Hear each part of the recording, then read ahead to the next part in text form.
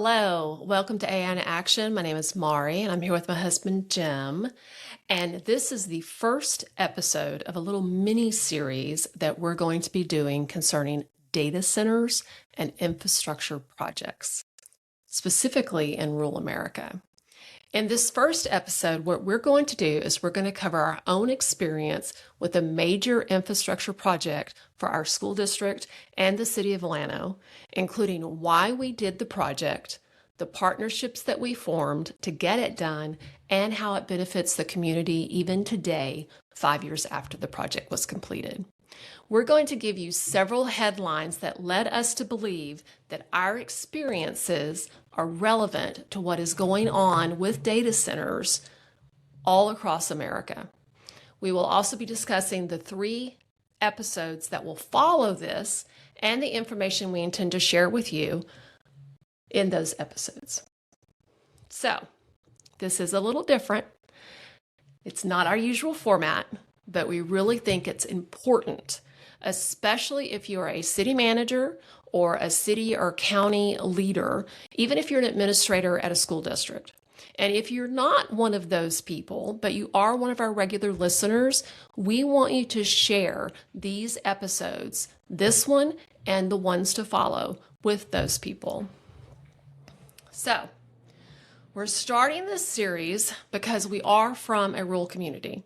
And we know firsthand, especially Jim knows firsthand, what it's like when big tech agendas clash with local needs. We've lived through the pressure, the less than open negotiating tactics, and the frustration of really just feeling outgunned. We've also learned how to navigate some of these challenges, how to work with local and state agencies, and how to turn complex infrastructure headaches into net positive outcomes for our town. Jim, are you a lawyer? Not last time I checked. Thought about it. I'm not a lawyer either. And we don't have a staff that is doing all of this research. Jim is a staff of 1. I'm the research department. Jim is the research department. So think of this episode and the episodes to follow as a starting point, because we have spent years living through infrastructure and construction nightmares in this town. Jim's done the research that most town leaders simply don't have the time to do. So we're focusing this series specifically on data centers because they are an immediate concern for small towns across the United States. So whether you are dealing with a data center right now, or maybe you're dealing with a high-speed internet expansion project, electrical utility projects, for us, the goal is always the same. We want to move from reacting to whatever comes up with we're just going to say no and the problem's going to go away. We're going to move from that mindset to a proactive position of strength and problem solving. We're going to share our suggested approach, Jim's research, and our hard-earned experience to give you a solid place to start your own negotiations, because they are probably going to be coming to your town if you are in rural America. So Jim, let's start with your fiber project. Jim's Fiber Project. Jim's Fiber Project. We even named it Jim's Fiber. The townspeople named it Jim's Fiber. Jim's Fiber. We call them Jim's poles that line one of our highways that lead all the way from Llano into a bigger city. So let's talk about that for a second. The fiber project was not one organization that just showed up and said, hey, we're going to build a line into Llano. It wasn't just one. It was years of partnerships that you had to form, not only between the school district, the Lower Colorado River Authority, the city of Llano. You had state and federal funding agencies that you were dealing with all the time, electric cooperatives that you were dealing with, contractors, internet service providers. Sorry, I almost said ISPs, but for y'all who don't know what an ISP is, internet service providers. And then, of course, the actual data center operators that were in the city. Each group controlled its own little different piece. You had your your funding, you had the poles that had to go in, you had right of ways that had to be negotiated or talked about to go across people's property. You had your construction crews, you had the transport of, the service on the actual lines. And of course, that final connection piece, which was literally in a closet in Austin. And a data center. At a data center on a rack. You even know exactly where it plugs in at. Yes, I even had to find out that you can't call it, some people call them rooms and some people call them closets. I was calling it a closet, and apparently It's a room, according supposed to to them. call it a room. So at one point, I can remember you had a funding deadline, like to get the funds from either the federal or the state Get level. some of the matching funds, yes. Yeah, like matching funds. There was a deadline that was very quickly approaching. And we drove the fiber route outside of Llano, over 14 miles of it. And I can remember having the conversation because you were a little bit freaked out because there was these long stretches where it wasn't finished yet. And there was fiber that was sagging into the tops of some trees. There were some poles that were still laying on the ground. And you were so close to that funding deadline that you were like, this could kill the project. Or kill our ability to pay for it. Why would that kill the project? Because the funding that we arranged had specific criteria for meeting the funding requirements. And if we didn't meet them, the school district didn't have the money. So one of those small entities, because we talked about how it takes more than just one company. Every piece has to fit. Every piece has to fit. And somebody had not held up their end of the bargain. They were behind schedule. They were behind schedule. For a really dumb reason. What did you have to do? You had to rely on the relationships that you had built with all of these other partners. I can remember you spending hours on the phone talking to these people and basically getting permits and working through insurance issues and just, pushing back schedules. And every single piece had to be assembled one little piece at a time. You were one of the people who basically cared, even though you weren't getting paid. I didn't get paid extra for working over the Christmas holidays, trying to get on the phones, trying to get things arranged. Right. So the result of this fiber project that you did and all of these moving parts that you allowed to you figured out how to get them all to come together and you figured out how to make it work. It has actually not just meant faster service for internet speeds and stuff here in Llano. It's also like a long-term fiber infrastructure that not just our district, who partly owns it, because we did pay for part of it. We have long-term leases on others. And long-term leases, but also the city and, our city hospital, even our people who live in our city are benefiting. And we're still building on this fiber project even today, 5 years later. Yeah, because some of the relationships we built, and we had even local judges involved, and they were building. We built these relationships with these different people. That we have businesses that moved to Llano because of this. Right. What happened? So it's been a win-win for everybody. We have reliable internet service too. Yes, we have very reliable internet service. We do. But the point that we're trying to make is that no matter whether you're talking about miles of fiber, or you're talking about the construction of a data center, rural infrastructure rarely arrives as a complete commercial solution. It is assembled through local leadership, public funding, technical partners, utility companies, and then the people who are willing to keep the project moving when there's not a single organization that actually controls the whole thing. And even when a big company's coming in and they're saying they're going to pay a lot of the bills, all these things that you go through still require these local partnerships. You can't just strong arm your way in. We're going to talk a lot about that. And I think you also run into a problem of if somebody comes in and says, well, we'll provide a project manager to manage the whole project, you have to okay, where's that project manager going to be biased? You really want someone locally with the heart and passion in it. Someone with a local standing. Right. Which is why, even though you were never hired as a project manager, it was a passion project for you because as a technology director at a district, you knew what it was like not to have fast, reliable internet service for testing and for the kids. I'd spent decades trying to solve the problem, and I'd solved it over time during using different pieces of technology, wireless technology versus not. You had done a lot of patchwork. I had, and you and I, we went to the state capitol and we testified before a subcommittee on rural broadband. We did a lot of different things. We took our kids with us when we went down there, so there was a lot of stuff that went into it. But It was definitely a passion project. At the end of the day, these anchors that, like, the school district was an anchor, the hospital is an anchor, the businesses.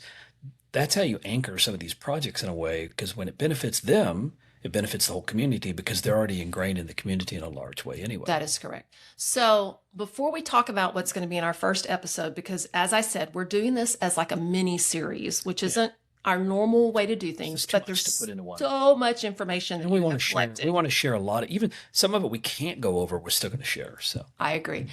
Before we actually talk about that, I want you, Jim, that's Jim, to read some of the headlines, okay? So there were some headlines that really caught your attention. I had a lot. And it made you really dig into this research. We did an episode a few weeks ago about data centers.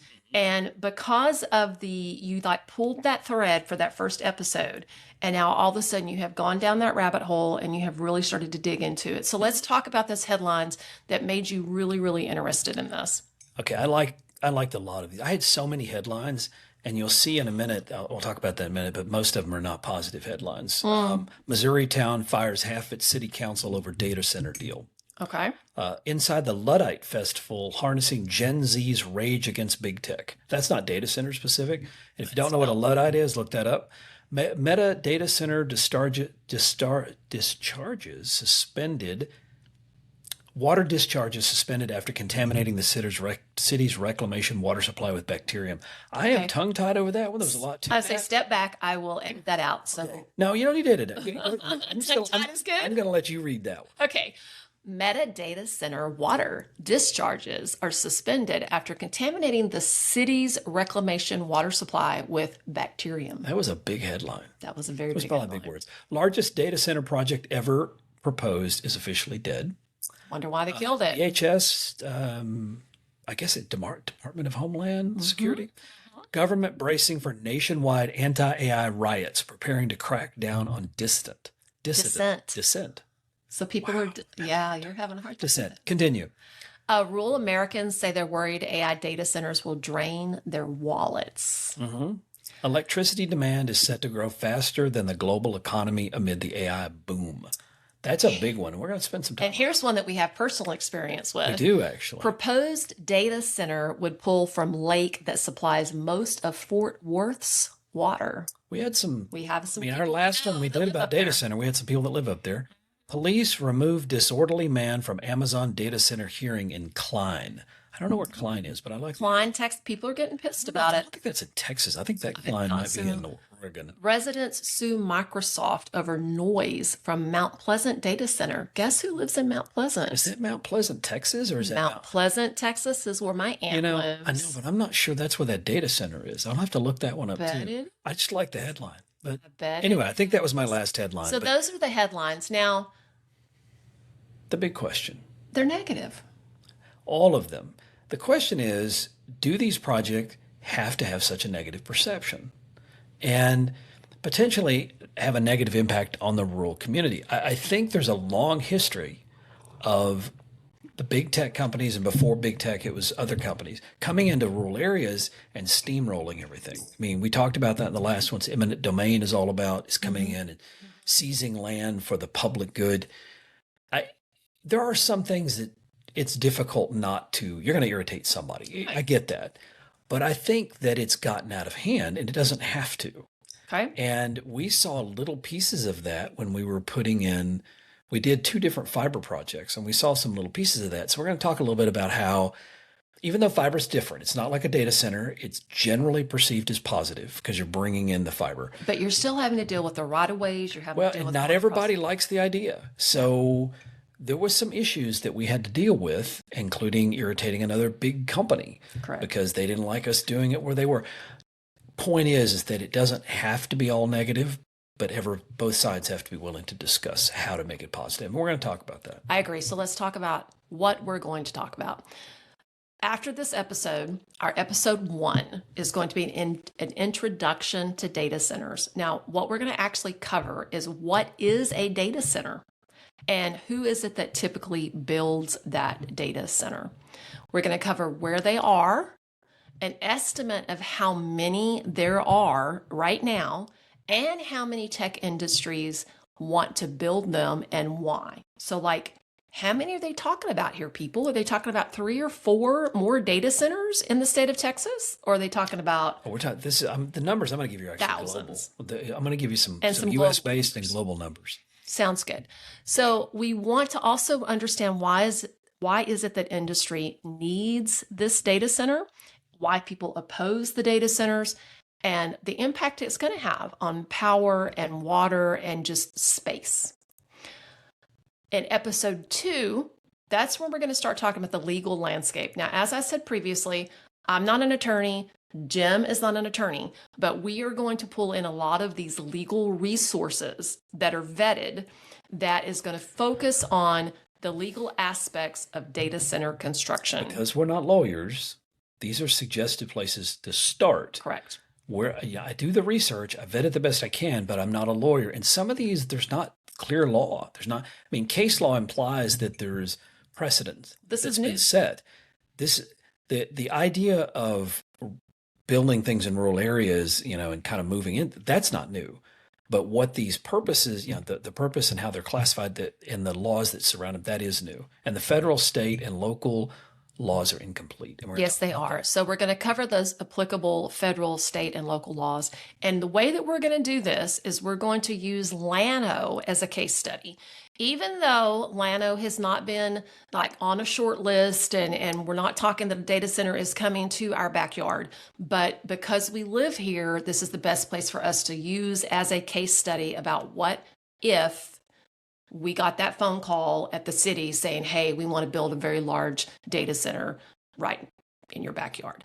So the discussion's not going to address why simply attempting to block a project might not be viable or successful as a strategy for a municipality. So again, the caveat is I've done a lot of research and I'm going to vet as much of it as I can. But I'm really hoping this is a good starting point for people because I do a lot of research. I like doing research. I think a lot of the mindset, I know that whenever I'm on the board of directors for several little community things, and a lot of the mindset is, well, we're just going to say no. Yeah. And some of the stuff that you and I have talked about and some of the laws that I know that you've already uncovered is sometimes just saying no is not an option. That's correct. So we will cover that in episode 2. Now, in episode 3, we're going to talk about being proactive, not reactive, and how you can start securing benefits if this is going to happen in your town. How can it benefit you? It's going to be the final episode that's going to wrap up the series by focusing on preparing for those conversations. Because if you are in small town America, you need to start being prepared. It's going to detail the specific steps and questions that your town leaders need to address to be proactive. The focus is going to be on how to negotiate effectively to ensure that a data center project results in a net positive experience for your community and the constituents in your community. It's going to include examples that we have found from other cities and even other countries, one of which is now considered a gold standard for a data center, and how this can benefit your town. Then we're also going to have a final discussion of what we did about the fiber that came into Llano and what those long-term benefits have And some been. of the mistakes we made, that preparation piece does require you to understand better some of the minutia. And if you don't understand it, to listen to the people who do. That is And correct. we had some issues with that because you are talking about politics. And politics, a lot of people are standing in line to take credit for the projects, and sometimes things get pushed through without the proper level of thought put into them. And then, of course, there's some people that want to overanalyze it. So you got to kind of balance a lot of different competing interests Correct. to make it work. So we're going to share the mistakes and the Mostly positives. positives. I feel like ours turned out positive. the lessons that Yeah. you learned specifically Mm-hmm. by bringing And fiber Well, it was an infrastructure project. I Hmm. mean, we're still working on infrastructure projects. I've been doing this now for 21 years, and we still have infrastructure issues. We've had electrical infrastructure problems that we've had to work with the city on. We've had the data, the large data pipe we needed. We've had, and a lot of it in my mind is always about, it's not where I am today. It's where do I want to be in 5 years or 10 Correct. years. So long-term plans become complicated when you have politicians that are elected for 1 or 2 years. They don't tend, it's sometimes hard to get people to the table that want to think long-term. I think in small town politics, a lot of times somebody is elected to a position or even runs for a position because of a very specific agenda that they have. And sometimes that agenda isn't a long term agenda. Sometimes they run because nobody else wants to. That's true. Unopposed, unopposed, Unopposed, unopposed. unopposed. So, my name is Mari. I'm here with my husband, Jim. We truly hope that you guys tune in for our very first episode this next week about what is a data center. Make sure you share that this information is going to be coming up because we really think that we can help you get a head start in preparing for a data center to move in to your backyard.